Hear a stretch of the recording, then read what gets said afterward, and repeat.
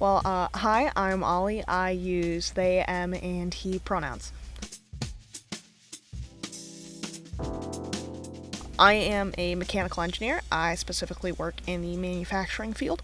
I'm also an artist, and I teach dance, specifically ballroom, and I am a Taekwondo instructor. I am currently a third degree, going on my fourth, and I also do gumdo, which is swords.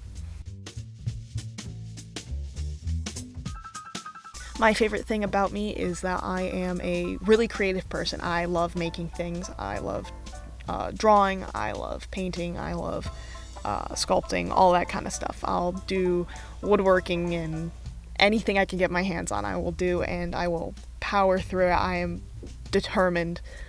So that's another thing I love about me.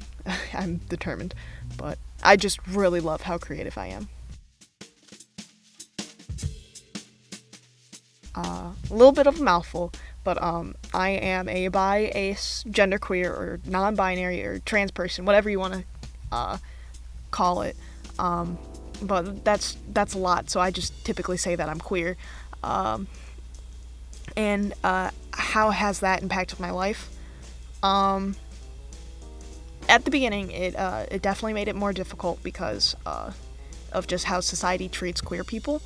But after time and growing, it's definitely been way more freeing. I am way happier being me.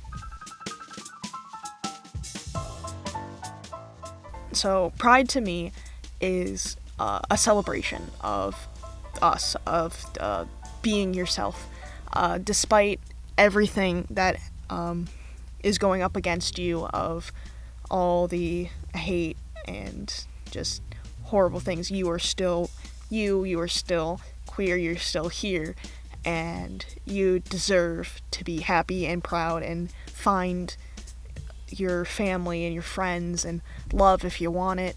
Love of any type, romantic, platonic, anything. You deserve it, and nothing's gonna change that, and you should be proud of that. Just be proud of being you. Done well, podcasts and audio fictions, specifically the ones I listen to, which are mostly indie.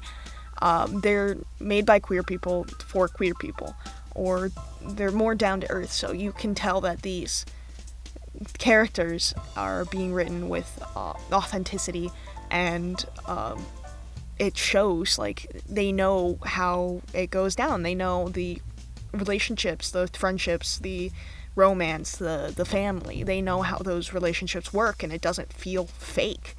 You can actually relate to these characters, and typically with like big brand media, it's hard to relate to those characters because they're not like you. They're not queer, or at least for me, it's a lot harder. So finding these characters that I can relate to through audio fiction and audio dramas, it's awesome, and that's one thing they do really, really well.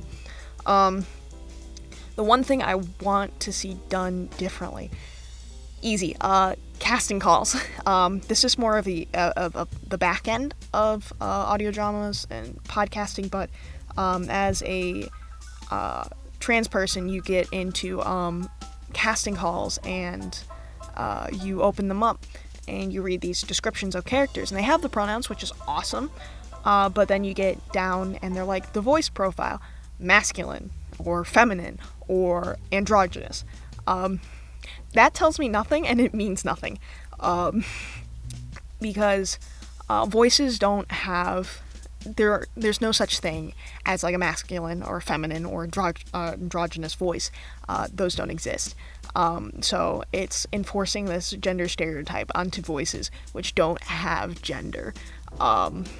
So it's a little frustrating because then I don't know what they want, and then it's also just, bad stereotype kind of thing, or, gender norm, whatever. It just rubs me the wrong way. I don't like it. And a way to fix that would be actually describing what the voice should sound like a low, medium, or high pitch or octave or whatever you call it, or even going with baritone, alto, soprano, something like that. So that's one thing that they can definitely do better. So I was Momentum in Mixed Mulligan, and I will be, I think, another character that doesn't have a name. So I'll be just another background character.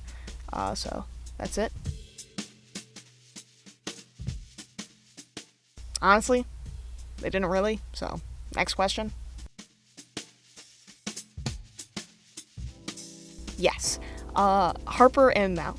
I love them both. Harper is just this nerdy character, which I extremely relate to because I am absolutely a nerd about things that people don't like, specifically math. I really love math and math history.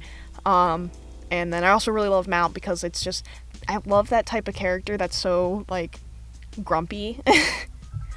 And then the dynamic between the two, I really enjoy that.